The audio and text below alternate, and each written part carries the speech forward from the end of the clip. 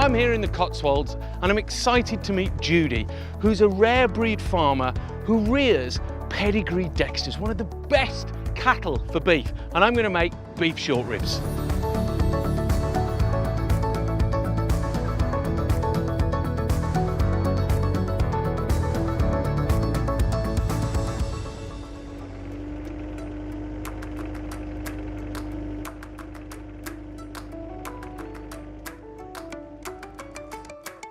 Hey Judy. Hi John, How you doing? welcome to the Butts Farm.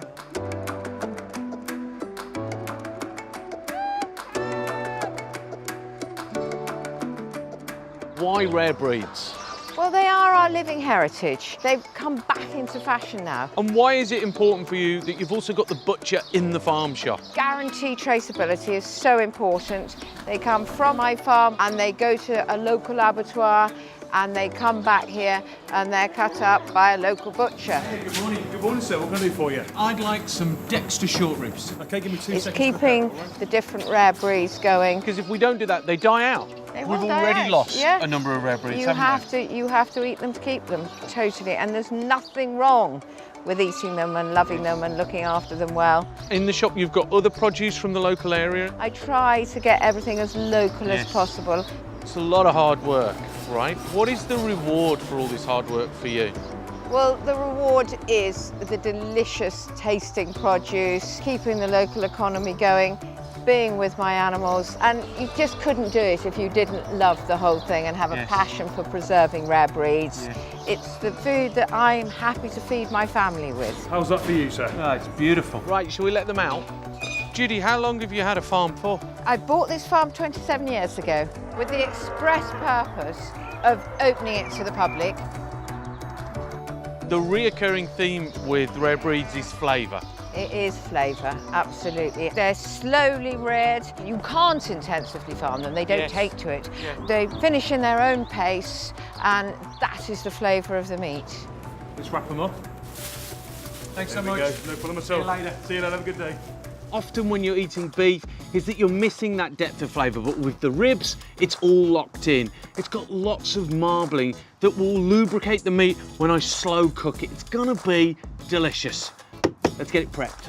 What a beautiful day to be cooking in the van in the Cotswolds, eh? So the first thing that we need to do is to get the rub ready. Get yourself a bowl, and I've got 2 or 3 tablespoons of freshly cracked pepper in there already. Now I'm going to add 3 tablespoons of salt, 2 tablespoons of cayenne pepper. That's gonna give it some nice heat, a bit of kick. Then I've got some onion powder, some brown sugar, which is going to add a nice sweetness to things. And then I've got some garlic powder. It's going to add a sweetness and a gumptious nature.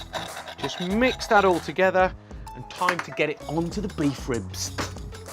Now what I'm recreating is a sort of southern style Texas barbecue effect, and so we need to get this dry rub onto the meat. The best thing to do is to let this sit in the fridge overnight so it really takes on all these flavours.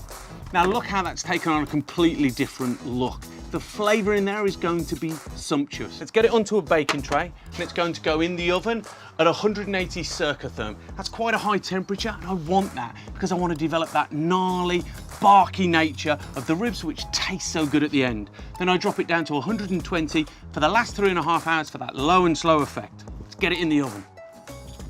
Now it's time to make the accompaniments that are going to go with the beef ribs. So I'm going to make some really zingy, crisp pickles that are just going to be the perfect foil to go with them. So let's sharpen the knife up.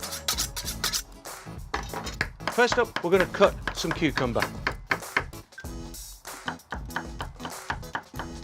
Okay, that's the red chilies done. Now it's time for the pickling liquor. So you need 500 mils twice in 2 different pans. We're going to bring those up to the boil. Next up, you need 150 grams of sugar. I'm going to use icing sugar because it dissolves so quickly in the liquor, and that helps to make really zingy pickles. Now in one of the saucepans, I'm going to put a good pinch of fennel seeds. This one's for the cucumber, and it just makes the cucumber a little bit more interesting because of all those aromatics. Those guys have simmered for about a minute, so let's take them off. We need to allow that pickling liquor to cool down.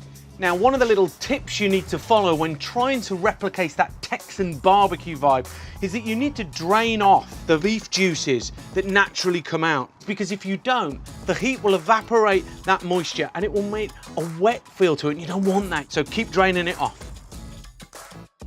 Right, the pickling liquor's cooled down, so first up the cucumber. We're going to use the pickling liquor that's got the fennel seeds in. So just add your cucumber, and already you can see that the cucumber's just immediately come alive. Same for the chilies. Pour the rest of the liquor in. The chilies just start pinging. Let's get those into some preserve jars.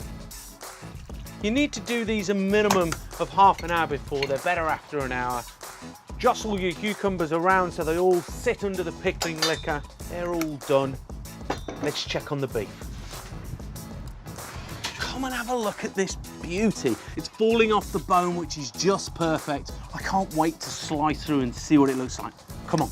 Oh, so excited. And then we'll just take a slice off the end just to see how it's got on. Look how moist that meat is. And that's the key with the marbling that's present in those ribs, is it bastes the meat as it cooks. Let's just taste a little bit. Oh, Judy's gonna love these. Right, guys, beef short ribs for the table. Wow. Field. Oh my goodness. Oh, wow. Look at that. John, that is just perfect, just beautifully beef pink. It's just so good. So good. It's fresh from the oven. And cooked in a field. I hope you're hungry. Yeah, I Come on, dive in. Wow. Go. Help yourself to the pickles, guys. So crispy and Oh, the lovely. beef is just so good. Tasty.